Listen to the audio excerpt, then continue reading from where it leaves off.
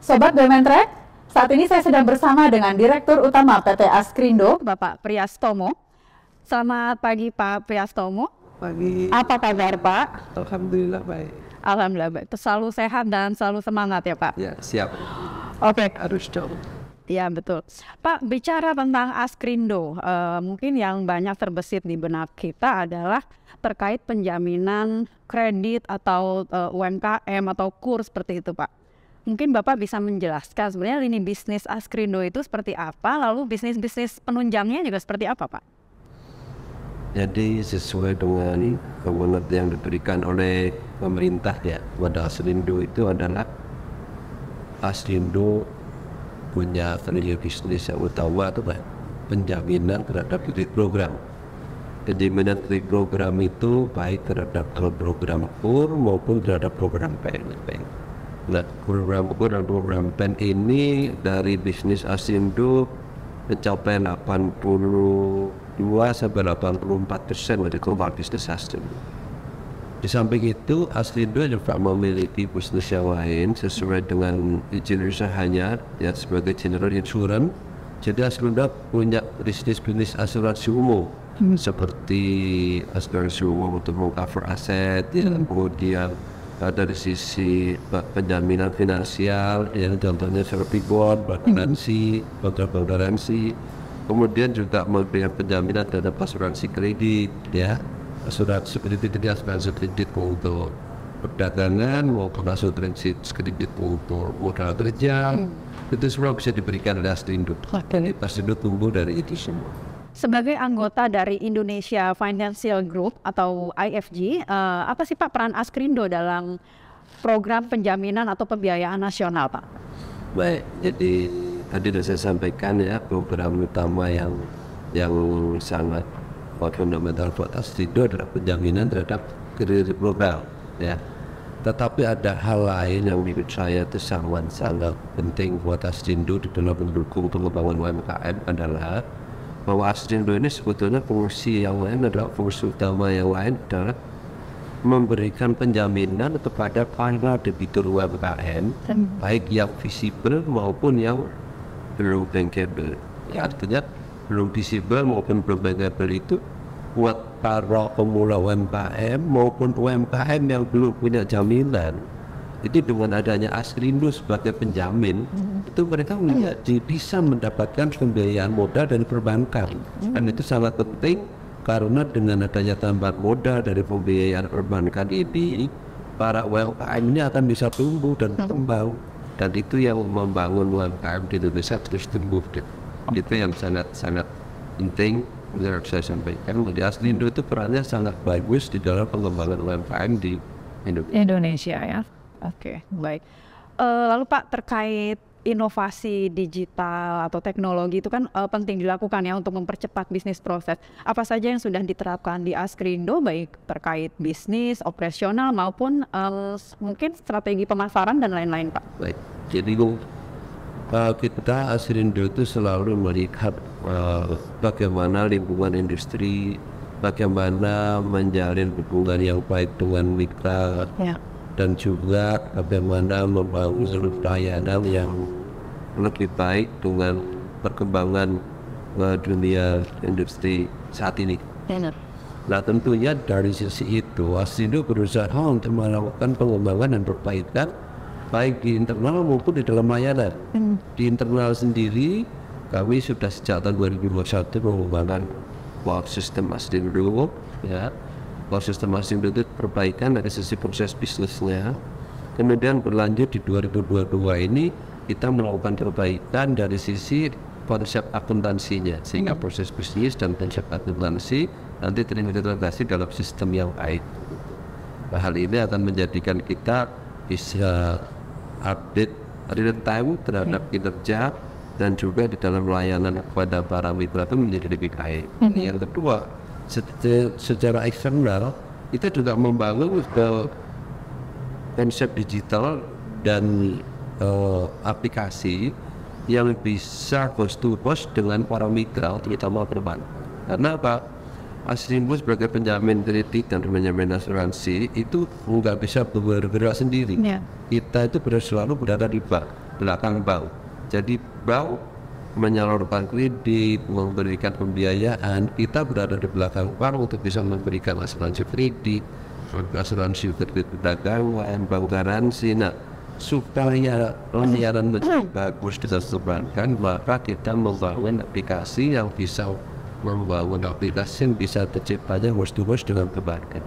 Sehingga dengan datanya host to host yang bagus ini, mulai dari akseptasi dari perbankan itu akan terjadi host to host dengan kita, sehingga akseptasi harus dilakukan perbankan, berikut data-datanya itu bisa migrasi ke Asrindo.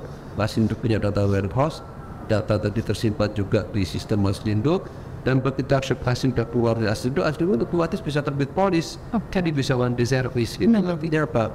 Layanan ini sangat mendukung percepatan di dalam melayani dan Asrindo melayani perbankan begitu. Nah, tidak hanya dari sisi layanan akseptasi dan terbitan polis, tetapi ini berlanjut juga terkait dengan layanan klaim dan layanan sekuritiasi atau recoveries. Semuanya kita lakukan nanti ke depan semua bertahap dengan perbankan dan ekspedisi. Sementara ini kita sudah berjalan dengan Bank Rakyat Indonesia. Karena sebagian besar bisnis kita berasal dari BRI. Kenapa? Karena BRI penyalur besar. Ya betul.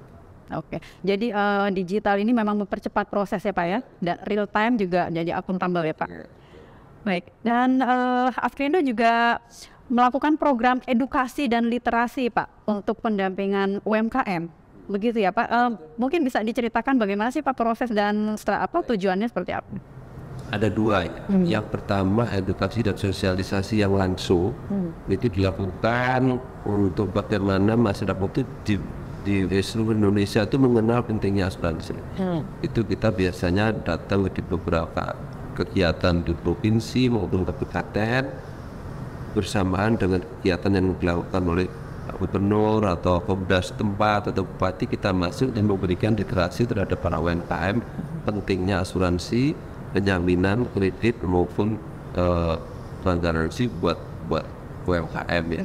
Tapi di sisi lain yang secara tidak langsung kami punya produk digital yang ya, yang kita sebut dengan DigiAs. DigiAs itu kita ciptakan tidak melulu untuk bisnis, tetapi justru yang lebih utama DigiAs ini adalah peran digital Asrindo di dalam memberikan literasi dan sosialisasi pentingnya asuransi kepada para UMKM. Jadi kalau kita klik aplikasi DigiAs, di dalamnya itu isinya lebih banyak edukasi. Apa itu asuransi umum, apa asuransi accident, apa itu asuransi kebakaran, apa itu asuransi bond, sehingga para pengusaha mikro dan pengusaha UMKM itu tahu pentingnya asuransi. Dan di GIS ini juga di sisi lain kita karena intinya itu tadi melakukan edukasi dan literasi, di situ kita memberikan harga yang sangat spesial.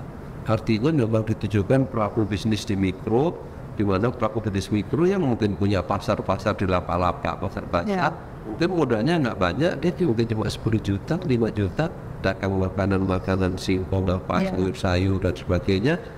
Ya kita nggak minta seandainya terjadi kebakaran atau apa di lapak itu, jika asuransi kami, mereka bisa tergantikan dan bisa punya modal lagi untuk usaha. Sehingga apabila dia punya pinjaman di bank dalam bentuk kur dan sebagainya, maka dia bisa langsung usahanya jalan, dia bisa langsung ngangsur lagi pokok dan bunga. Coba kalau nggak dijamin asuransi, begitu selesai ada masalah dan musibah, selesai juga usahanya ya. Dan akan menjadi kredit macet di bank dan itu akan menjadi buruk namanya, untuk pinjam lagi berikutnya akan susah. Yang saya pentingkan betapa pentingnya asuransi ini bagi para pengusaha UMKM. Jadi kami jualnya murah nih, hanya 10.000, 10.000, 30.000, 50.000. Ya menyesuaikan kemampuan mereka gitu ya Pak. Mereka bisa menyesuaikan. Kemampuanku sebulan itu berapa ya? Kemampuannya bisa nih 50.000, 50.000 bisa di-cover 5 juta. Ya, itu dia sendiri yang bisa ngitung. Dan mudah banget, tinggal klik ngisi nama, ngisi ini, mau pilih yang mana, yang 50.000, 100.000, klik, udah lah terbit polis. Mereka relatif sudah mudah juga menggunakan aplikasi itu Pak. mungkin juga memang disetting biar mudah juga digunakan ya, karena penggunanya kan. Artinya jalan, dan para pengusaha mikro kecil pun bisa mencoba untuk menjalankan menggunakan asuransi yang mudah meriah. Oke, menarik ya. Jadi meningkatkan edukasi buat mereka UKM, juga ngajarin digitalisasinya ya Pak ya. Mereka lebih melek digital gitu ya. Baik. Bapak tahun ini atau tepatnya 6 April ya Pak 2023 Askrindo berusia 52 tahun. Nah, apa Pak makna usia 52 tahun bagi Askrindo? Semangat apa yang diusung, lalu transformasi perusahaan ke depan arahnya seperti apa Pak? Baik, sesuai dengan tagline Askrindo di ulang tahun Askrindo yang ke-52 ini, transform di the Great Leader itu, kita ingin ke depan itu Askrindo tidak hanya sebagai leader asuransi, tapi leader asuransi yang kuat. Kenapa kuat? Karena kita menjalankan bisnis secara prudent. Kenapa? Karena kita sudah merubah Askrindo memiliki tata kelola perusahaan yang baik. Organisasi sudah dibangun sesuai dengan organisasi yang baik. Isi dalamnya sudah ada sudah ada goal control, sudah ada mitigasi risiko, risk management di dalam organisasi ya. Kita mengembangkan risk management yang baik, mengikuti sesuai dengan POJK dan model risk management yang baik. Kita juga sudah membangun manajemen SDM yang baik, sehingga mulai dari onboarding, recruitment, kemudian development, kemudian penempatan, career path, sampai retirement sudah kita susun program. Kita punya talent pool program, punya career path program, semuanya sudah kita susun, sehingga dia akan menjalankan Askrindo ke depan menjadi lebih baik. Nah, jadi target kami adalah bagaimana membangun Askrindo menjadi perusahaan yang besar tetapi kuat. Tadi makanya disebut transform with the leader. Bukan hanya besar tetapi kuat, itu kuncinya.